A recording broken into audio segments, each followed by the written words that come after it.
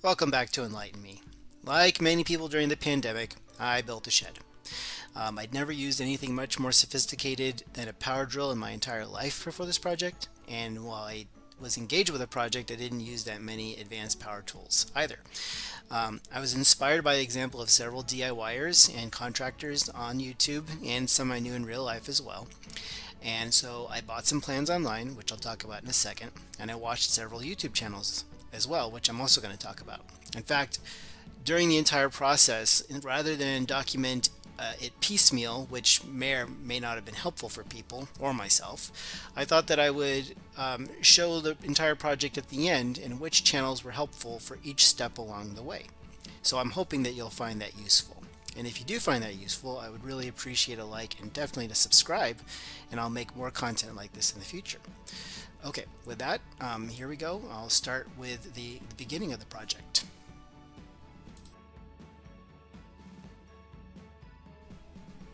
So my project began with demo. I took apart the old shed. My only expertise for this was some advice from a contractor, which was if you're going to demo anything, use a crowbar. So I bought a crowbar, I bought a sledgehammer. I started on the roof, and then I went on each wall, and I also had to take out a few items inside. There was like some storage cabinets and things like that. And so then, like I said, I started on the roof, then the walls, then the doors, with the intent to keep the concrete pad intact. So with the old shed gone, I needed a plan, literally. And so I went online, and there's lots of plans online, but I chose iCreatables.com, which you're going to hear about quite a bit in this video. I should say up front that iCreatables.com did not sponsor this video, but I did buy my plans from the site, and the owner, Chris, works with a tremendous amount of integrity, and he was very kind to me, answering lots of my beginner questions throughout the process. I used the plans for the 6x8 short wall version. On screen, you're going to see the 4x8 lean-to shed version, and the reason for that is it's just, sheet goods come in like 4x8 sizes, so when you look at the plans for the 4x8, you're just sticking one on either side and two in the back, and that's kind of going to save you a lot of labor. And I think that if I was doing the process again, I might have just chosen this type of plan. The only thing you're going to sacrifice is depth, and so that's one reason I do like the 6x8. I have a lot more kind of like I can put more things on the ground, but the good thing about a 4x8 is it's so tall. You got 6.6'5" wall height. You can stick tall things, so it's kind of a trade-off. As I started framing, the two channels that were absolutely indispensable for me were, of course, iCreatables with its 10-part lean-to shed building series. It takes you from site prep all the way to painting. And also Johnny Brooks' Crafter Workshop. If I had one question that wasn't answered by one, it was answered by the other one. And Johnny Brooks' series was great because he leavens his videos with humor, and if he makes a mistake, he owns it. And his tips along the process are really helpful, and he came up with some solutions that were particularly helpful for me as I went along with like building the rafters in particular. And so as you're starting to build, you should check those two out, and you can kind of see me as I started to start framing, which was a lot of fun.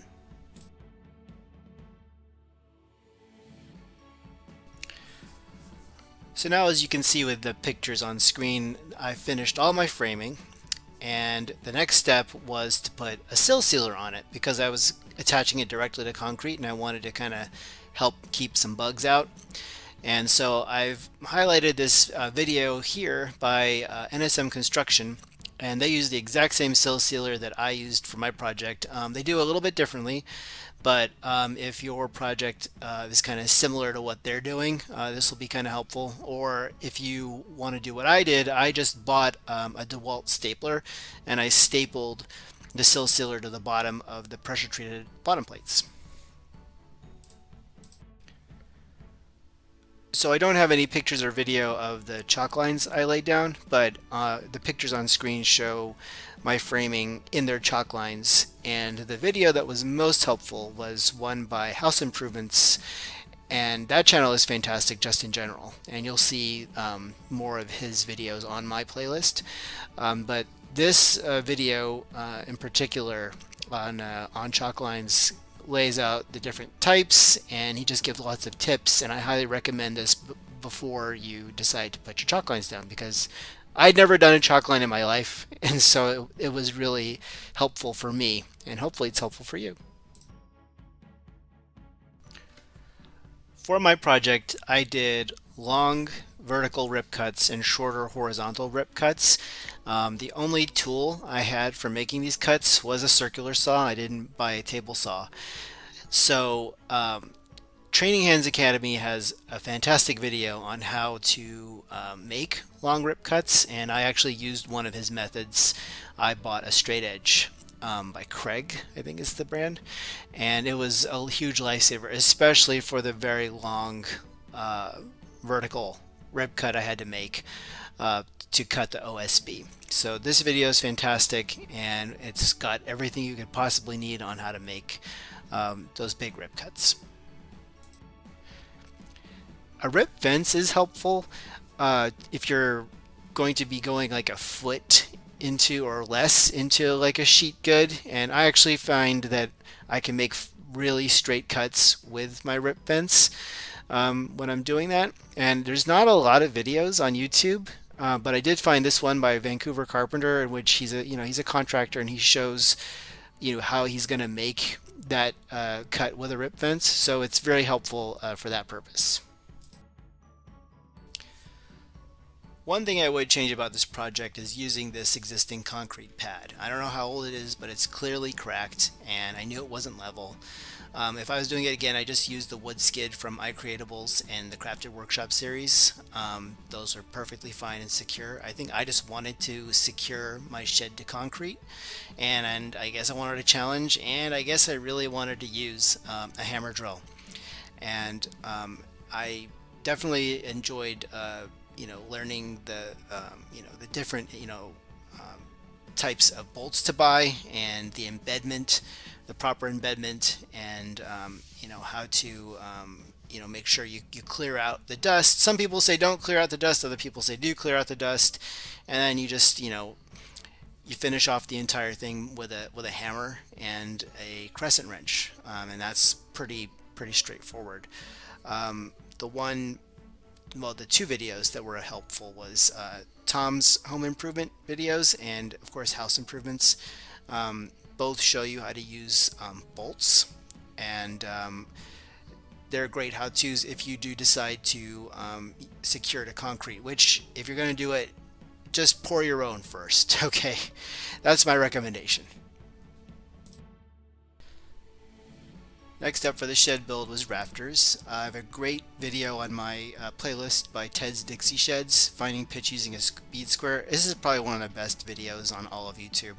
It's just a minute long, and he really lays it out perfectly, and then how to mark your pitch on your rafter.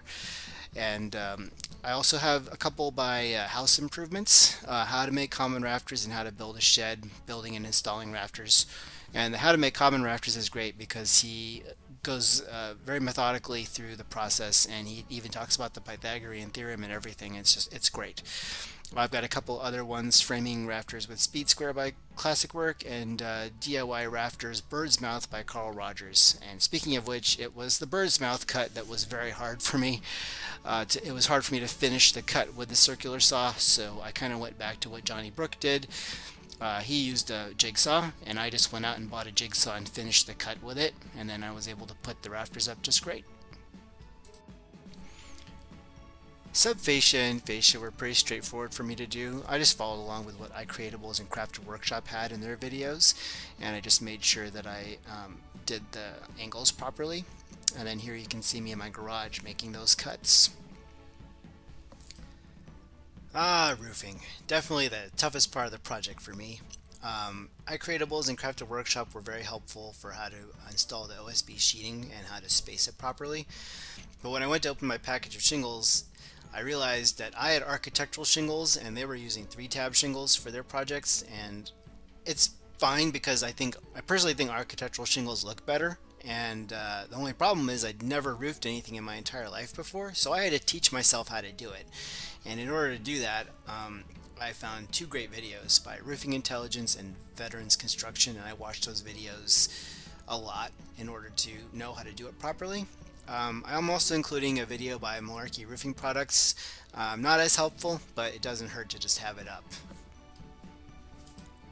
So after the roof was done and I put up the corner fascia boards, I decided to take a break from the project. I thought to myself, I'll give myself the winter and I'll return in the spring or summer and build the doors and paint. That probably wasn't the greatest idea. Over the course of the winter, even though all the materials were in the garage, there was a bit of warping that occurred, and so I didn't realize it until I was building the doors in late spring, early summer. And the warp, in addition to the fact that the existing concrete pad's not in the best condition, and it probably contributed to the fact that there was just sort of a structural problem here. I got the left door fitting well, and eventually I got the right door fitting well, but it's entirely possible in the future I'll rebuild the right door and try to make it perfect. You're never done, right? But for now, everything's good now. And again, I was glad to do some home built doors too. Once the doors were finished, it was time to paint. And painting takes a lot of prep work and a lot of attention to detail, but I really enjoyed this part of the process quite a bit.